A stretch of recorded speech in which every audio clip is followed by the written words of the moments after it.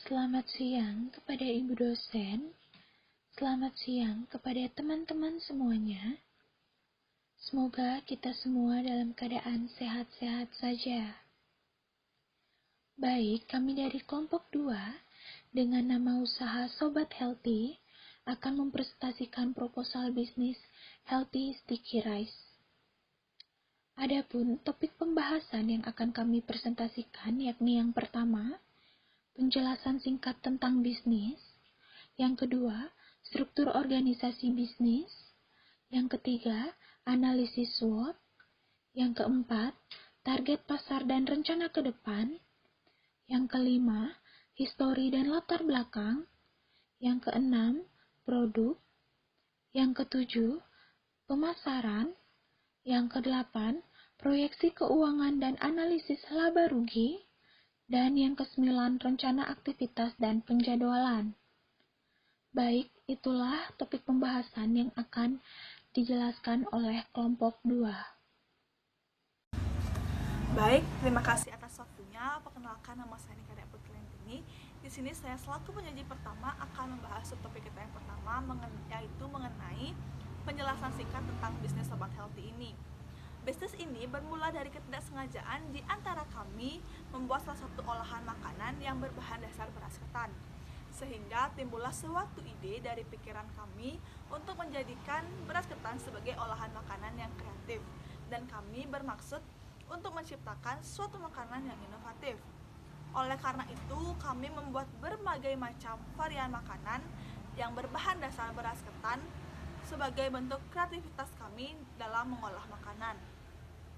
Adapun jenis olahan makanan dari beras ketan yang kami buat yaitu yang pertama ada mango sticky rice, yang dimana varian ini menggunakan olahan dari beras ketan yang dipadukan dengan buah mangga sebagai toppingnya dan ditambahkan dengan saus santan di atasnya.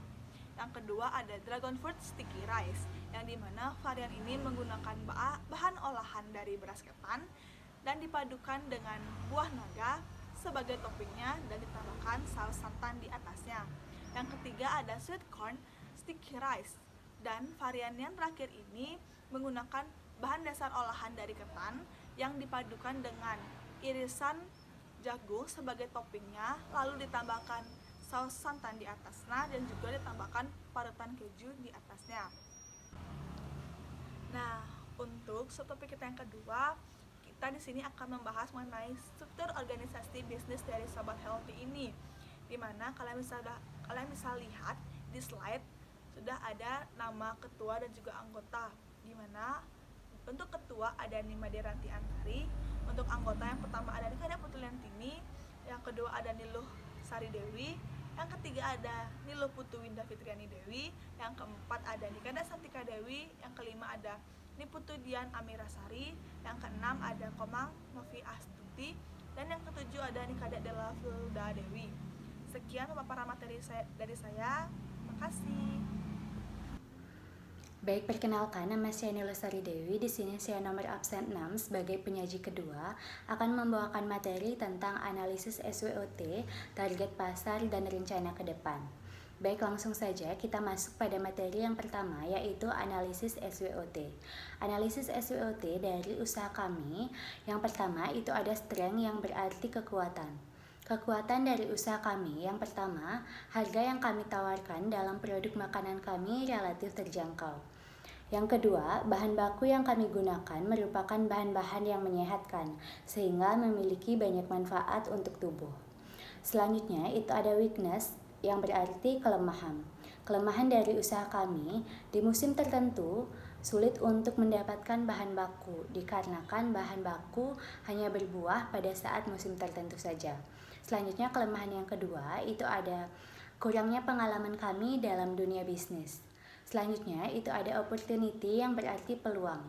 Peluang dari usaha makanan kami, yaitu olahan makanan kami begitu variatif dan beragam dari pemilihan toppingnya, sehingga memiliki kemungkinan untuk digemari oleh semua orang. Selanjutnya, itu ada threat yang berarti ancaman. Ancaman dari usaha makanan kami yang pertama, munculnya pesaing-pesaing baru yang meniru olahan makanan kami. Selanjutnya, yang kedua, kami kehilangan pelanggan di musim tertentu karena terkendala oleh musim panen buah yang hanya berbuah pada saat musim tertentu saja. Baik, selanjutnya itu ada target pasar dari usaha kami. Target pemasaran dari olahan makanan kami yaitu menargetkan untuk semua kalangan, baik dari laki-laki hingga perempuan, dari berbagai jenis usia, baik dari anak-anak hingga dewasa, dikarenakan olahan makanan kami menggunakan bahan-bahan yang menyehatkan sehingga baik dikonsumsi untuk semua kalangan. Selain itu, harga yang kami tawarkan pun relatif terjangkau, sehingga dari kalangan atas hingga kalangan menengah ke bawah bisa untuk membeli makanan kami. Selanjutnya, itu ada rencana ke depan dari usaha kami. Untuk pengembangan olahan makanan kami ke depannya, kami berharap bisa menambahkan beragam jenis varian makanan lainnya, sehingga bisnis yang kami kembangkan ini begitu variatif dan bisa memiliki beragam jenis makanan lainnya yang bisa kami pasarkan. Saya Diana Mirasari, nomor absen 20, sebagai penyaji ketiga akan materi tentang histori dan latar belakang. Dewasa ini semakin berkembangnya dunia usaha makanan yang membuat banyaknya pembisnis yang melalui penjajahan untuk memasuki dunia kuliner. Salah satu faktor yang menyebabkan dunia kuliner menjadi berkembang, maju, dan sangat digemari karena masyarakat lebih menyukai sesuatu yang hal praktis. Dengan beragamnya jenis usaha makanan yang ada membuat persaingan yang ada pun semakin ketat. Hal ini merupakan suatu bentuk risiko yang harus ditanggung oleh masing-masing usaha makanan yang telah berdiri harus mampu bertahan di tengah persaingan ketat yang ada. Banyaknya usaha makanan yang ada membuat kita pengusaha makanan yang ingin membuka suatu usaha makanan haruslah menciptakan berbagai suatu inovasi agar olahan makanan tersebut terlihat berbeda dari usaha makanan yang sudah ada sebelumnya. Sehingga dalam permasalahan di atas, di sini kami ingin menciptakan suatu inovasi dalam dunia kuliner dengan mengembangkan olahan makanan yang sehat dan mengenyangkan, yang kami beri nama Healthy Sticky Rice, yang memiliki 3 varian menu topping yang kami sediakan, sehingga terciptanya suatu inovasi yang menarik pada olahan makanan yang kami buat. Sekian dan terima kasih. Baik, perkenalkan nama saya Aneka Dela Villa Dewi, nomor absen 28. Dalam mempresentasikan bisnis plan kali ini, saya akan memaparkan mengenai produk. Usaha makanan dengan nama Sobat Healthy memproduksi makanan yang berbahan utama beras ketan dan buah-buahan sebagai bahan pelengkapnya. Menu makanan yang diproduksi yaitu mango sticky rice, dragon fruit sticky rice, dan juga sweet corn sticky rice. Semua produk yang dijual merupakan satu jenis makanan, tetapi disajikan dengan aneka pelengkap lainnya yaitu buah mangga, buah naga, dan juga irisan jagung manis, yang bisa dipilih sesuai dengan selera pelanggan. Dalam proses pembuatannya memerlukan alat dan bahan-bahan yang cukup sederhana dan mudah didapatkan di pasar ataupun toko-toko terdekat. Produk yang diproduksi oleh usaha Sobat Healthy terbilang unik dalam pandangan pelanggan karena berbahan utama beras dan disajikan dengan buah-buahan. Selain karena keunikannya, menu yang ditawarkan juga mengandung manfaat yang baik untuk tubuh karena berisi beras ketan dan juga buah-buahan yang memiliki kandungan gizi yang cukup tinggi. Adapun alat dan bahan dari pembuatan mango sticky rice, dragon fruit sticky rice, dan juga sweet corn sticky rice. Yang pertama ada alat, yaitu ada kompor, baskom, sendok nasi, kukusan, saringan kukusan, gelas takaran, panci, piring, pisau, dan juga parutan keju. Adapun bahan-bahannya, yang pertama itu ada beras ketan, santan siap pakai, garam, keju, tepung maizena, gula, daun pandan, susu kental manis, buah mangga matang, buah naga merah, dan juga jagung. Baik, adapun cara-cara pembuatan dari mango sticky rice, dragon fruit sticky rice, dan juga sweet corn sticky rice. Yang pertama ada rendam beras ketan selama 1 malam, cuci beras ketan dan panaskan panci kukusan yang telah berisi air. Masukkan ketan yang telah direndam ke dalam kukusan panci yang telah panas. Kukus ketan selama 15 menit hingga setengah matang. Lalu angkat dan letakkan ke dalam baskom. Selanjutnya, siapkan panci yang telah berisi air, lalu masukkan jagung yang telah dipotong ke dalam 2 bagian dan tunggu hingga matang. Bila sudah matang, angkat lalu tiriskan. Sisir jagung manis dan juga pelengkap lainnya seperti mangga dan buah naga. Selanjutnya, campur santan siap pakai dengan garam, gula pasir, dan daun pandan, serta larutan tepung tapioka atau maizena. Aduk-aduk hingga merata, lalu masak di atas api kecil sambil terus diaduk hingga mengental. Bila sudah mengental, angkat dan dinginkan. Saus santan telah siap. Selanjutnya, beri saus santan yang telah mendidih ke dalam ketan yang sudah setengah matang sebanyak 200 ml. Aduk-aduk ketan hingga santan meresap dan tercampur dengan ketan tersebut. Kukus kembali hingga matang, kurang lebih 20 menit hingga matang. Ketan sudah siap. Selanjutnya, sajikan ketan di atas wadah dan beri irisan buah naga, buah mangga, ataupun sisiran jagung manis sesuai topping yang dipesan oleh pembeli dan siram dengan saus santan.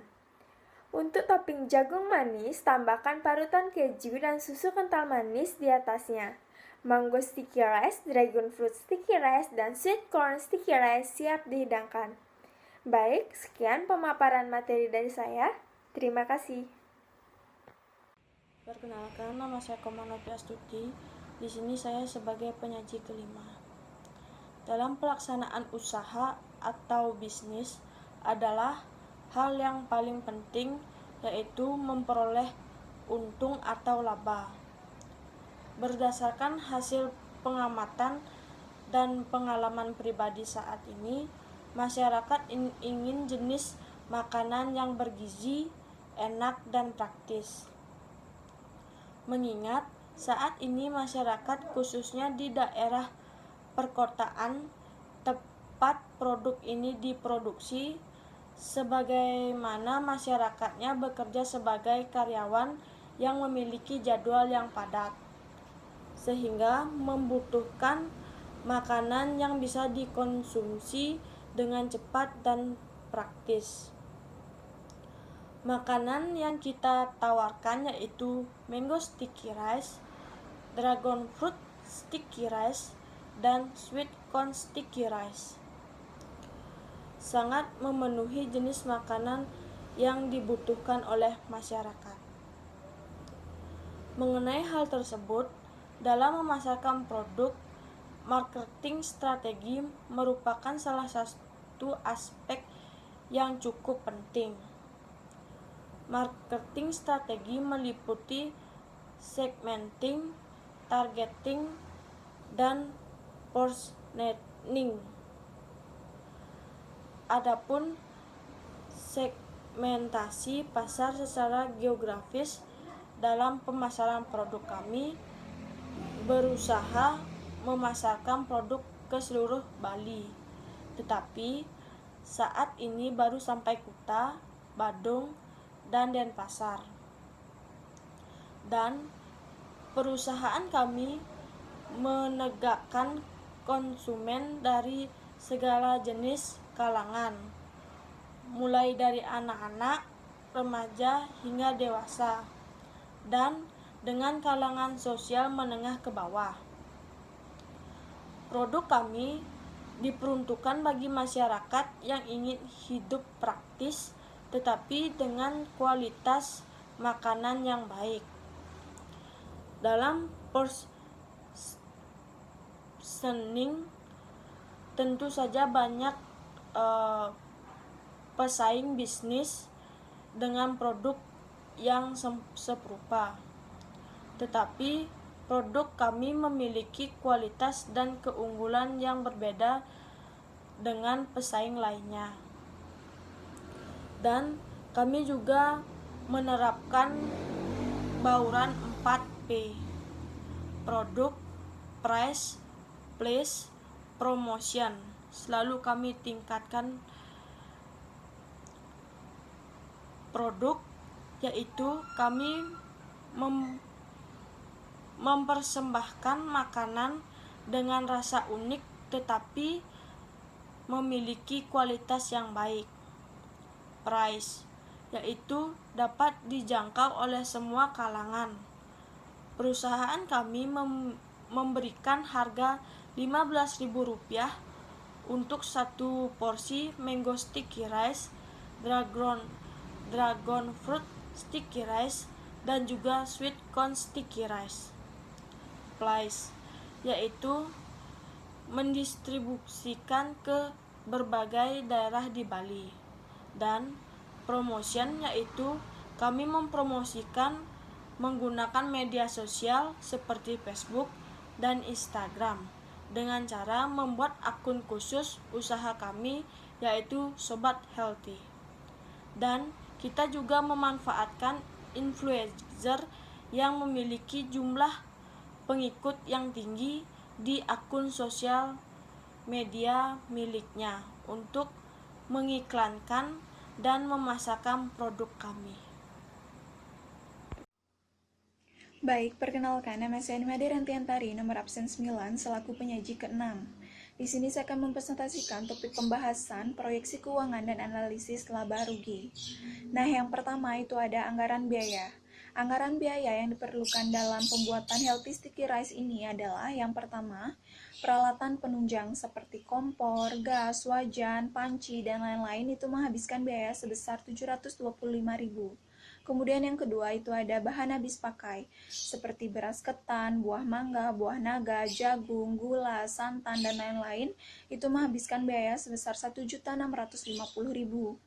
Kemudian ada biaya perjalanan, itu untuk pembelian alat dan bahan habis pakai, parkir, itu menghabiskan biaya sebesar Rp160.000.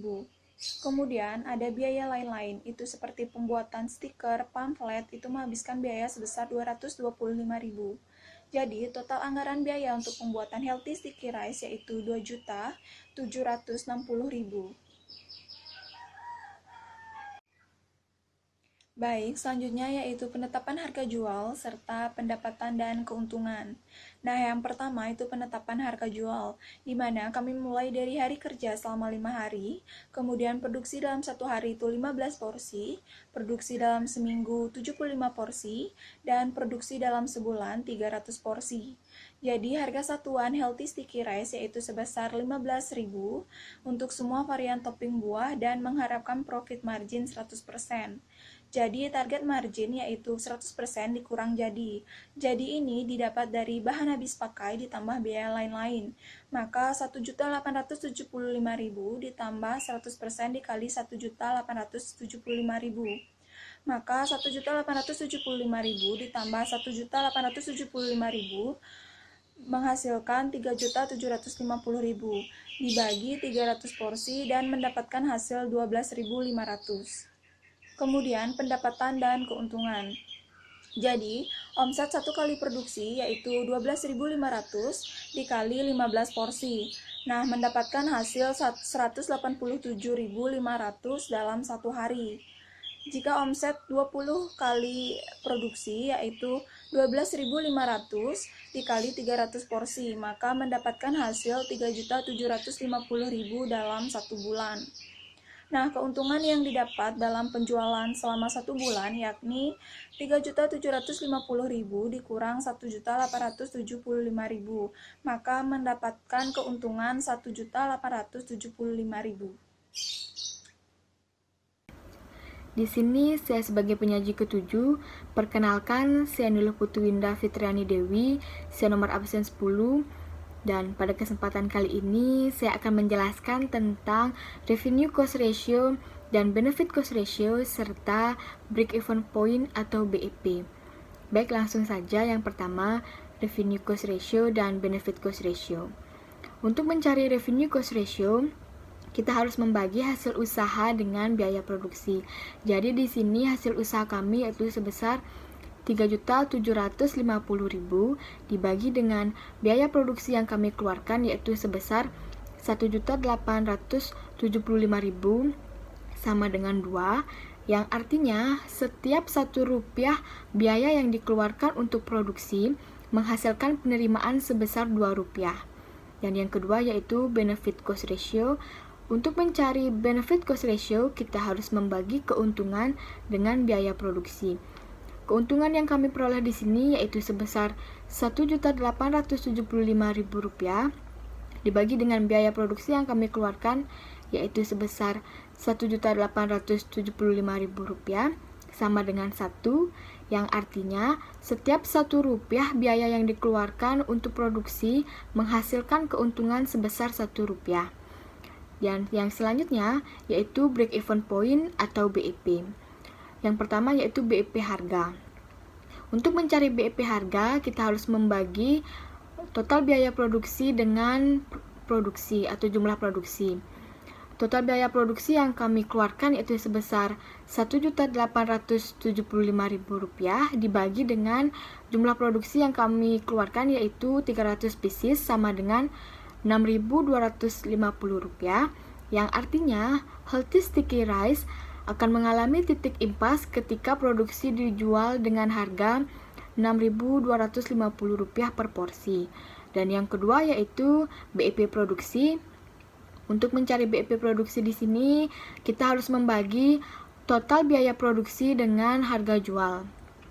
Total biaya produksi kami yaitu sebesar Rp1.875.000 dibagi dengan harga jual kami yaitu Rp15.000 sama dengan 125 buah, yang artinya healthy sticky rice akan mengalami titik impas dengan harga Rp15.000 per porsi ketika produksi di 125 porsi terjual.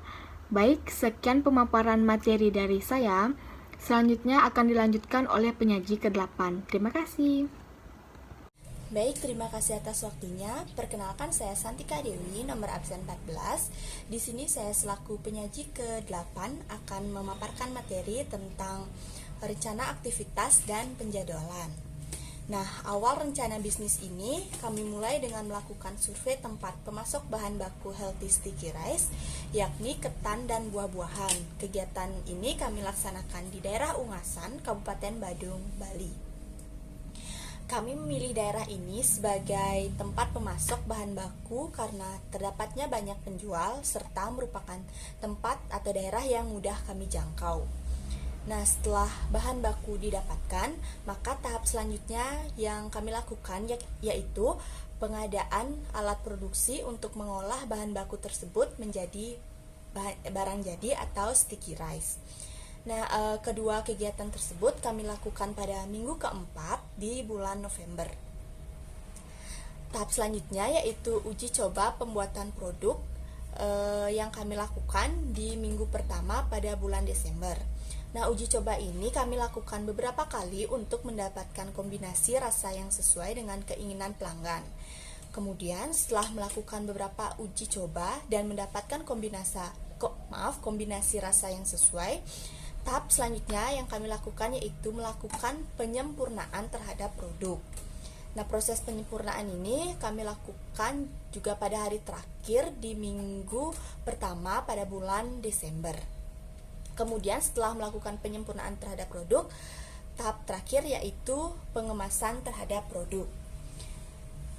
Nah, dan untuk penyusunan laporan kami lakukan mulai dari tahap awal kegiatan ini hingga tahap akhir dari kegiatan yang kami lakukan. Begitu juga sama halnya dengan proses dokumentasi yang kami lakukan mulai dari tahap awal yaitu pada saat melakukan survei tempat pemasok, kemudian uji coba penyempurnaan produk sampai pengemasan produk, kami selalu melakukan kegiatan dokumentasi. Nah, baik, sekian dari saya. Sekian materi yang dapat saya paparkan. Terima kasih.